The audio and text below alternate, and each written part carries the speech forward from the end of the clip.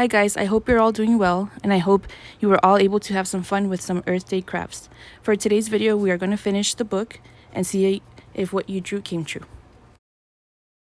And in no time at all, in the factory I built, the whole Wensler family was working full tilt.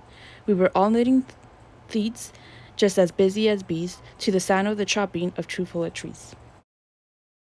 Then, oh baby, oh, how my business did grow. Now chopping one tree at a time was too slow. So I quickly invented my super axe hacker, which whacked off 4 truffula trees at one smacker. We were making needs 4 times as fast as before, and that Lorax, he didn't show up anymore. But the next week, he knocked on my new office door. He snapped, "I'm the Lorax who speaks for the trees, which you seem to be chopping as fast as you please.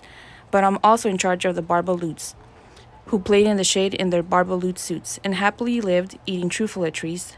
Now, thanks to your hacking my trees to the ground, there's not enough truffula fruit to go around, and my poor Barbaloots are all getting the crummies because they have gas and no food in their tummies. They loved living here, but I can't let them stay. They'll have to find food, and I hope that they may. Good luck, boys," he cried, and he sent them away. I, the Wensler, felt sad as I watched them all go. But business is business, and business must grow, regardless of crummies and tummies, you know. I meant no harm, I most truly did not, but I had to grow bigger, so bigger I got. I biggered my factory, I biggered my roads, I biggered my wagons, I biggered the loads of the needs I shipped out. I was shipping them forth to the south, to the east, to the west, to the north, and went right on biggering, selling more needs. And I biggered my money, which everyone needs. Then again he came back. I was fixing some pipes when that old nuisance Lorax came back with more gripes. "I am the Lorax." He coughed and whiffed. He sneezed and he snuffed. He gnarled. He sniffed. "Wensler," he cried with a crufulous croak. "Wensler, you're making such smogless smoke. My poor Sumi swans, why they can't sing a note. No one can sing who has smog in his throat." "And so," said the Lorax, "please pardon my cough. They cannot live here, so I'm sending them off. Where will they go? I don't hopefully know. They may have to fly for a month or a year to escape from the smog you've smogged up around here." "What's more," snapped the Lorax. His dander was up. "Let me say a few words about Gluppity Glup. Your machinery chugs on day and night without stop, making Gluppity Glup, also Schloppity Schlop. And what do you do with this leftover goo? I'll show you, you dirty old Wensler man, you. You're glumping the pond where the humming fish hummed. No more can they hum, for their gills are gummed. So I'm sending them off. Oh, their future is dreary. They'll walk on their fins and get woefully weary, and search for some water that isn't so smeary." And then I got mad. I got terribly mad. I yelled at the Lorax. "Now listen here, Dad.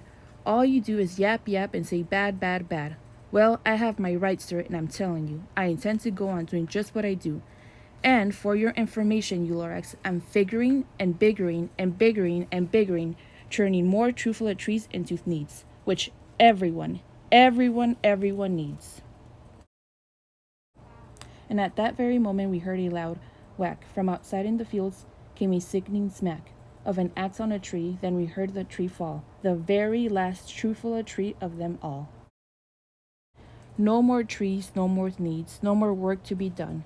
So in no time, my uncles and my aunts and everyone all waved me goodbye. They jumped into my cars and drove away under the smoke-smuggered stars. Now, all that was left, 'neath and the sad-smelling sky, was my big, empty factory, the Lorax and I. The Lorax said nothing, just gave me a glance, just gave me a very sad, backward glance. As he lifted himself by the seat of his pants, I'll never forget the grim look on his face when he hoisted himself and took leave of this place through a hole in the smog without leaving a trace.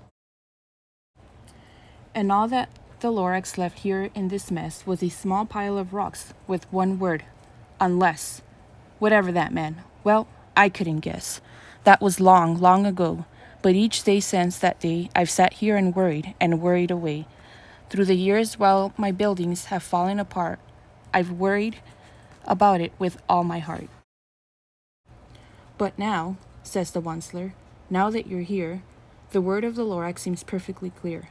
Unless someone like you cares the whole awful lot, nothing is going to get better.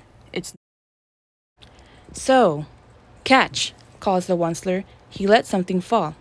It's a trufula seed. It's the last one of all. You are in charge of the last of the trufula trees, and trufula trees are what everyone needs. Plant a trufula, treat it with care, give it clean water, and feed it fresh air. Grow a forest, protect it from the axes that hack. Then the Lorax and all of his friends may come back. The end. Okay, guys, I hope you enjoyed the story as much as I did. Don't forget to take care of our planet. Until then, see you next time.